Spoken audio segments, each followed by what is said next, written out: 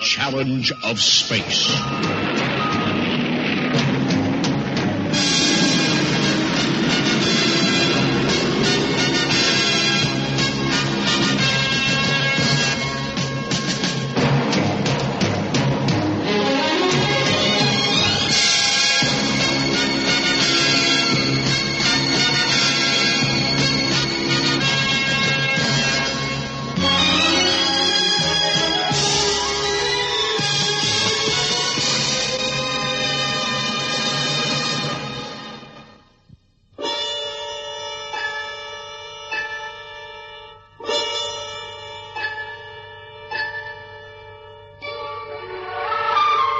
If it takes more than 500 years to reach our nearest star system, the men who make the journey must be kept in suspended animation, their life processes slowed down almost to zero, to the borderline between life and death itself.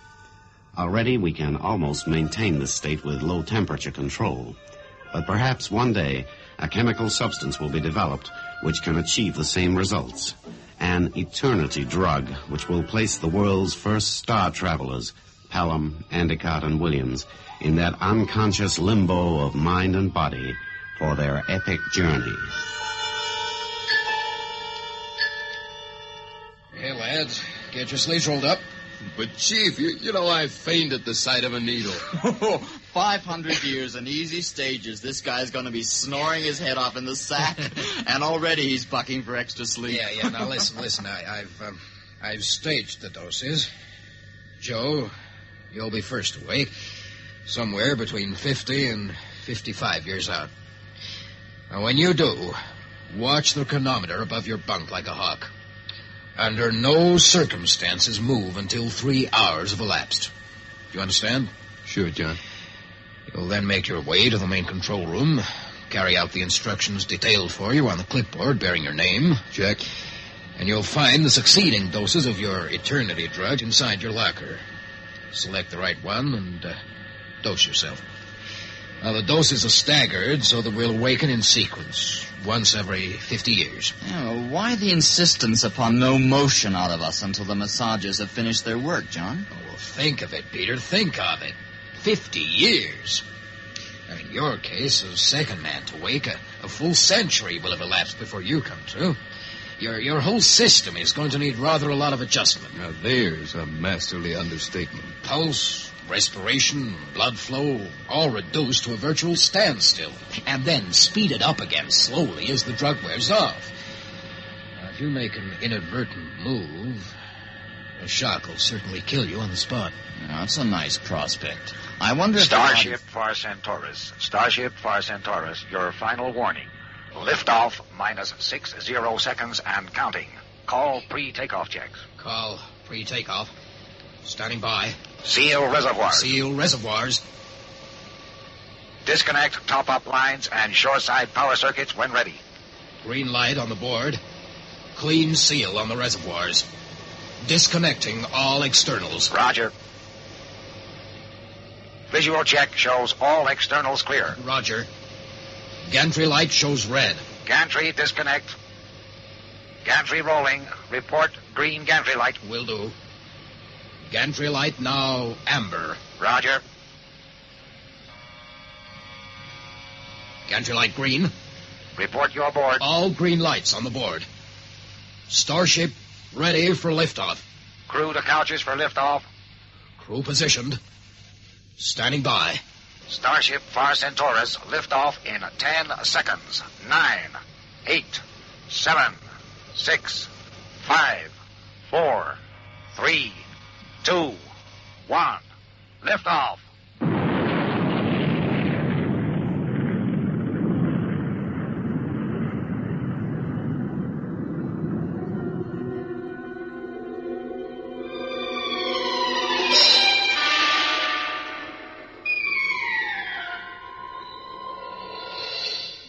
Starship Far Centaurus, this is Earthside Control. Liftoff plus 30 seconds. Clean lift, no hitches. Radar surveillance shows tracking on correct computed trajectory. Earthside, this is Far Centaurus. All readings show green lights. Ships running sweet and clean. So long, Earth. From all of us. We'll never forget you.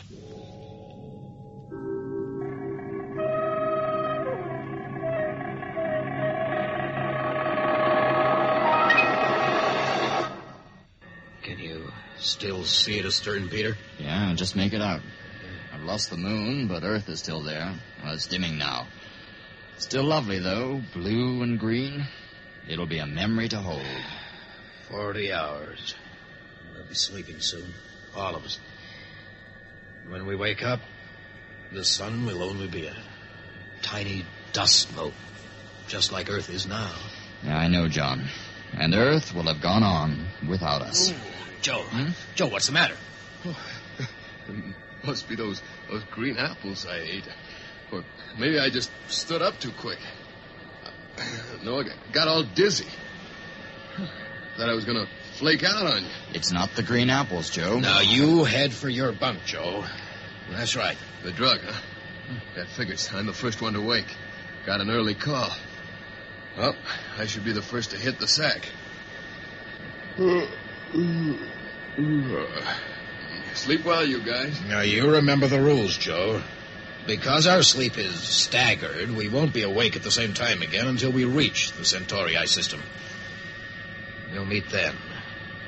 In 500 Earth years. I got you, Skipper. I'll remember to set my alarm clock.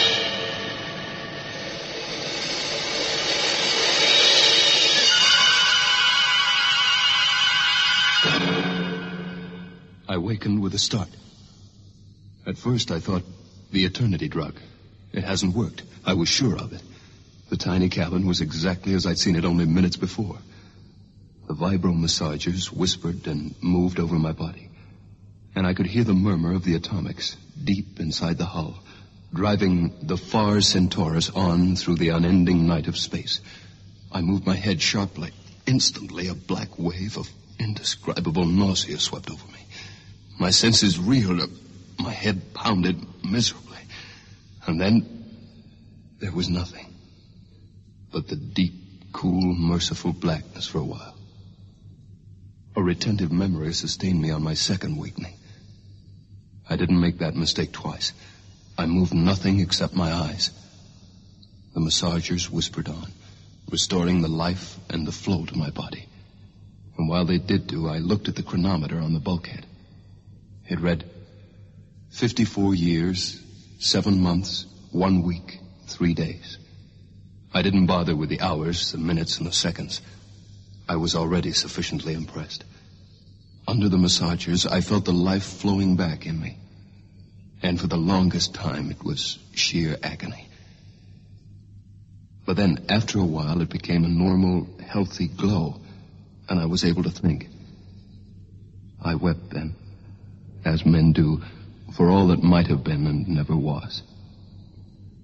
And then when I got over my crying jag, I went about my duties. Atomics all check out 100% now.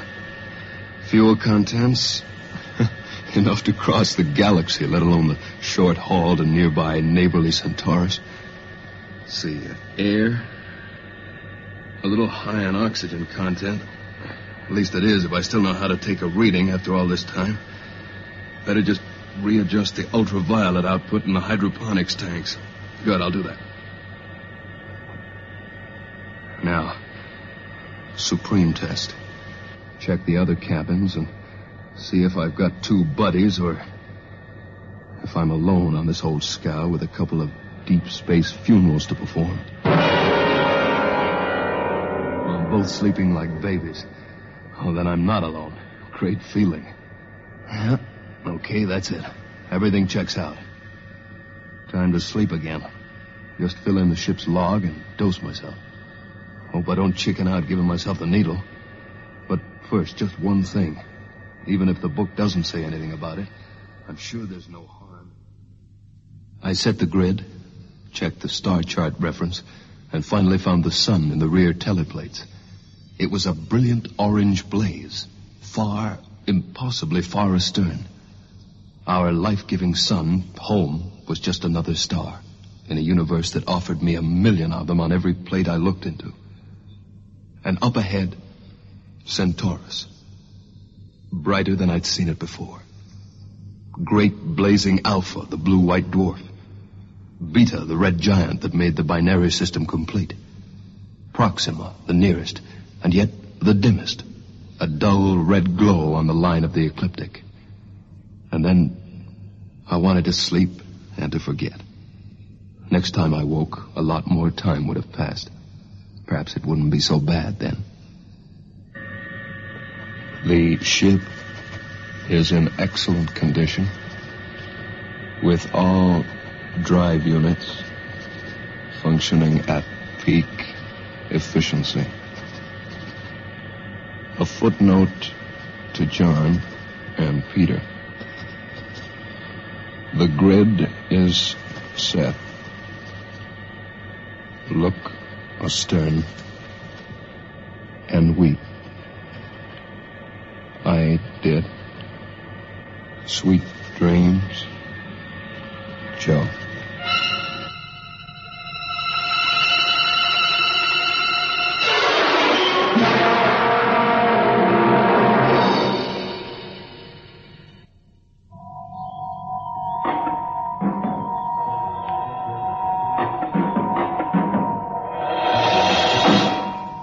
On the second awakening, the starship's alarm bells were ringing frantically. Fortunately for my metabolism, my subconscious had preserved memory patterns of the previous awakening. Although it took all of my willpower to lie quiescent while the massagers did their work over the hours, I managed it. I lay there, feeling the pain of life flow back into me for the second time, while the hideous cacophony of the alarms shrilled through the ship.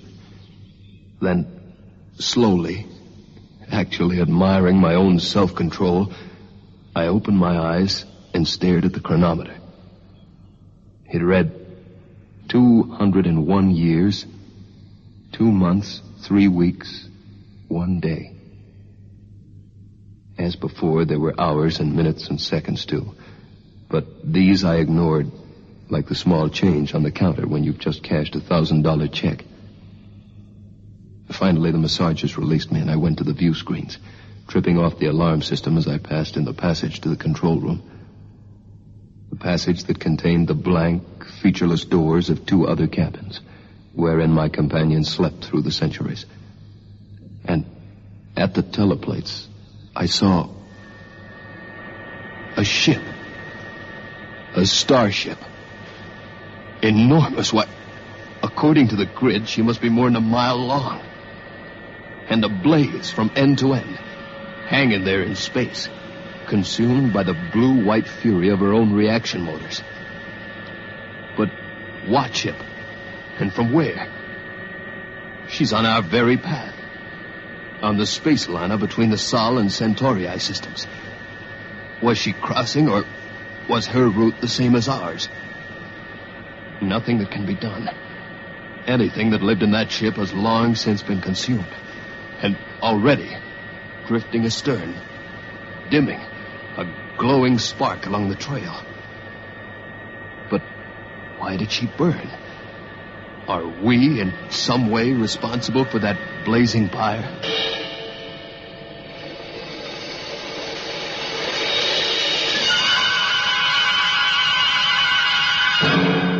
The sadness still moved within me, deep, enhanced by the terrible sight of the dead, blazing starship. I went through my duties slowly, checking everything and finding it good. There were notes in the log from John and Peter. One dated 97 years previously. The other, 51.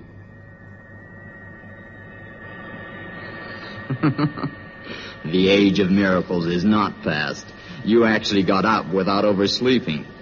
Oh, incidentally, your hydroponics treatment killed the spinach and celery plants. Now we're reduced to cabbage and lettuce in the green vegetable department. A gardener you are not, lunkhead. In recognition of this achievement, I suggest that you buy dinner the first night ashore on Centaurus. You got yourself a date, Peter. You better remember your ulcer and your bland diet, though. Steamed fish for you, old buddy. Now, what's this from John? Well done, Joe. Everything good. And it was for you, as the first Wakener, to prove the validity of our experiment. The Eternity drug works. And because of this, we know that we'll be the first men to reach another stellar system.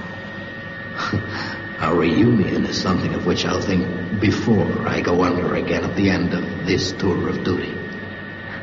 I've left a note for Peter on his next awakening, up around the 250-year mark. Now, there's a discernible side effect from the drug that perturbs me. Any unusual mental strain seems to bring about a certain imbalance. Watch for this. And above all, no matter what happens, try to keep cool. It could spell the difference between sanity and raving lunacy. Sorry about it, but we're fallible. And we must cope with the unexpected when it shows itself to us. Well, until our next time, yours ever, John. Dear old brilliant skipper. The brains behind it all. And the mother hen who keeps us together and shepherds us safely to the stars. Thanks for the tip, John. I'll watch it. And you, Mr. Sensitive, you watch it too.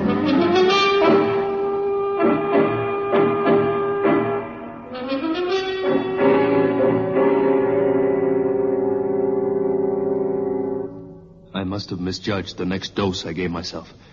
I overslept. When I came out of the darkness with a hangover like a drumbeat in my frontal region, the chronometer read 502 years, 11 months, 3 weeks, 0 days. And Peter Endicott was standing by my couch, looking the same as he had over 5 centuries before, the night we had lifted off from Earth. Welcome back, sleepyhead. Looks like you goofed a little that time. Now lie there and don't say a word. Not until the restorative treatment is finished. Just listen. Listen carefully to what I have to tell you and keep cool. We're here, Joe. We're less than 4 weeks out from Proxima Centauri. There are 19 planets in the system. 3 of them are inhabited. Now, I'll fill you in on the details of that in a little while. But first, and for us, most important, John is mad, Joe. A stark, raving, slobbering lunatic. I have him under restraint and sedation in this cabin. There was nothing else I could do, you see. No, don't try to talk. You're not ready yet. You'll have the whole picture in a minute. Well, I suspected something had gone wrong with John when I read his last entry in the log. I think it was a follow-up to your report of sighting the burning ship back at the 200-year mark. It unhinged him, and I think I know why. Joe, John wrote in the log, and I quote, "Of all the things of which I've thought, of all the things for which I've planned, that which was most evident I did not see." John's sensitive, Joe, as you know, and too sensitive for his own good. And what he read into your report, well, it obviously unhinged him. And now I think I know why. Joe, I've been in touch with the inhabited planets of Proxima Centauri. Can you stand the shock, Joe? Nod very slightly if you can take it. Good. Joe, the inhabitants of the Centauri planets speak English.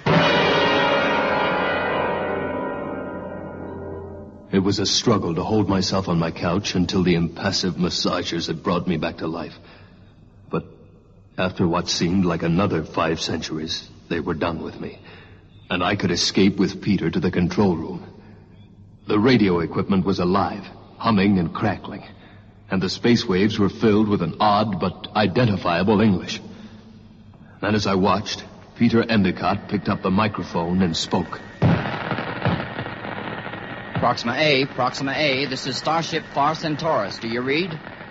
Far Centaurus from Proxima A, we read you. What is your message for Proxima A? Proxima A from Far Centaurus. Another member of our crew, Williams, has emerged from the drug sleep. I ask that you tell him your story as you told it to me. Over. Mr. Williams, welcome to the Centaurus system. You will be happy to know that there is a planet named for you. Of the 3 planets, one has been named Pelham, another Endicott, and for you, Mr. Williams, there is a small green and gold beauty, the 5th out from the parent star, with 2 encircling moons called Williams. You will be welcome on Williams, Mr. Williams. What? What's he say? Listen, Joe. You'll get all the answers, if you can take them. Tell that guy to keep talking. Understood, Proxima A. Please continue. For the benefit of Mr. Williams, I will elaborate. Man is here on the worlds of Centaurus. Man now colonizes the systems of Sirius, Aldebaran, Antares, Polaris, Procyon, and Denebola. We have been here for 450 Earth years, Mr. Williams, ever since the successful star drive was discovered. 50 years after you and your ship left Earth. What? Oh, no. And there's more, Joe. Mr. Williams, the voyage from Earth to Centaurus now takes but 3 hours Earth time. We have 14 regular runs per day to the parent planet. Ask him about the ship. The burning ship 300 years ago. All right, Joe. Proxima A. Mr. Williams would like to know of the ship that burned up in the spaceways. The ship he saw. Ah, yes, the Jean, one of our space liners. She was in space warp when she crossed your trajectory at velocities in excess of the speed of light. She was so close that she stood no chance. Her reactors exploded and she was lost in space. You must not hold yourselves responsible for this. It was not your fault. We have learned by this tragic mistake. Now, because of certain steps taken, there can be no recurrence, Mr. Williams. Mr. Endicott has already told us of the strange affliction which has struck down your commander, Mr. Pelham. You may be pleased to know that our medical science will be able to cure Mr. Pelham, and that there will be no possibility of a relapse. It is a very simple operation. One of our ships is on the point of liftoff now to rendezvous with you. For you, the journey remaining is still some 4 weeks in Earth time. The escort ship will be alongside you in some 10 minutes. Arrangements will be made to transfer Mr. Pelham on board the escort ship for immediate treatment of his slight malady. In the meantime, welcome to Centaurus. The 3 worlds of our system wait to fate you, as they have done for 450 Earth years. 500 years in space for what? To find that the people we left behind when we set out were already here and back again, before I even woke from the first sleep. Remember what John wrote in the log? That which was most evident I did not see. Joe, John, mad or not, was absolutely right. In all our endeavors, how could we overlook human progress?